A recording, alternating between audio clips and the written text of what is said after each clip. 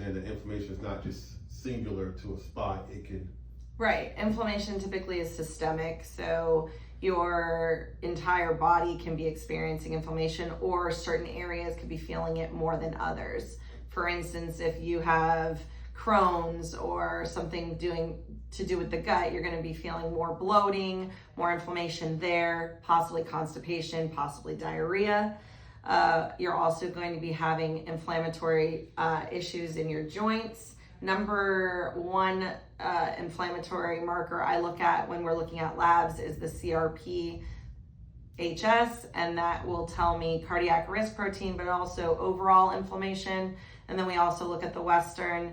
That will give me like more of a chronic load of inflammation. But inflammation, you're being bombarded with every single day. We are dealing with inflammation when it comes to the environments we're in. We're under stress. Our body's under stress.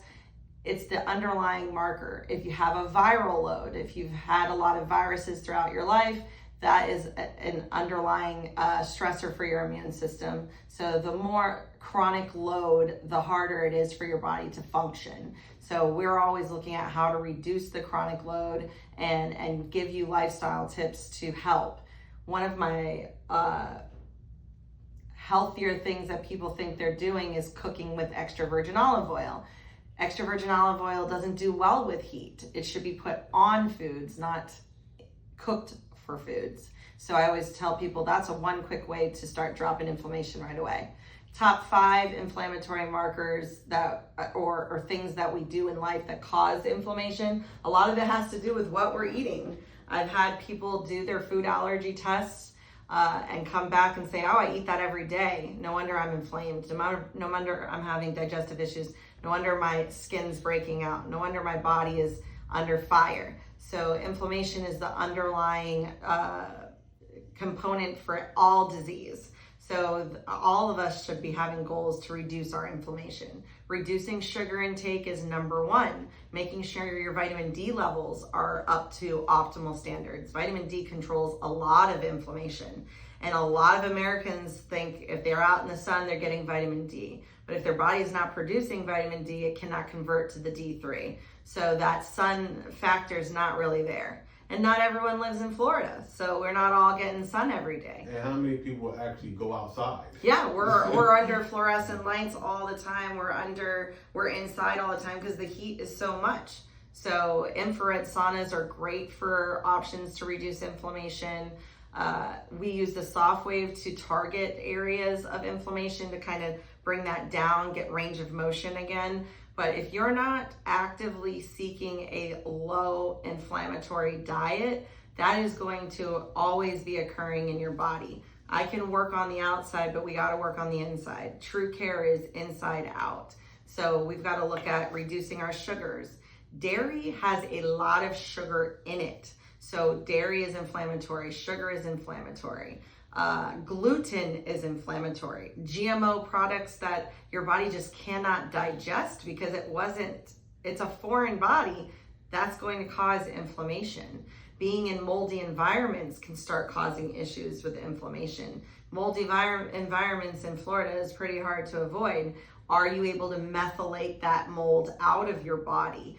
Are you peeing? Are you pooping? Are you sweating? People want to avoid sweating. I'm like, how do you get your toxins out? That's crazy to me. So we have to get our bowel movements every day. We've got to get everything going on inside out. So we are really focusing on function to give you your best life and optimize your labs. We're not doing medical, we're not doing medicine. We're doing, hey, you feel like crap? Maybe remove some sugar out of your diet.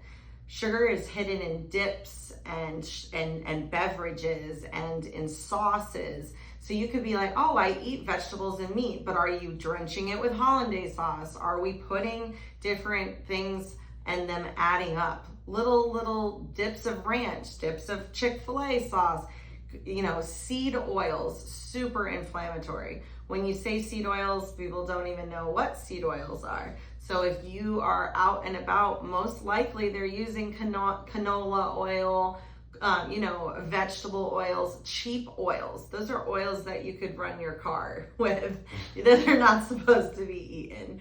So when we're out eating at these nice restaurants, they're still cooking with cheap oil because there isn't a lot of profit and margin. So why invest in beef tallow or a quality extra virgin olive oil or avocado oil? Are we getting organic options, or are we eating things with tons of pesticides all over our foods? These are poisons we're putting in our body causing inflammation.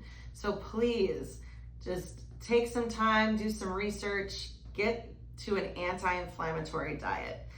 If you're looking for something generic, go with like a Mediterranean diet. Get those fish oils. Fish oils are amazing, especially the EPA. Cod liver oil specifically has some vitamin D, vitamin A, vitamin E. So look at getting your body with the right oils and getting the bad oils off. Cosmetics, perfume, the soaps, the shampoo, the conditioner, the deodorant you're putting on. I was never a crunchy person, but just being educated is really opening your eyes to how much our body really takes on stress and toxins.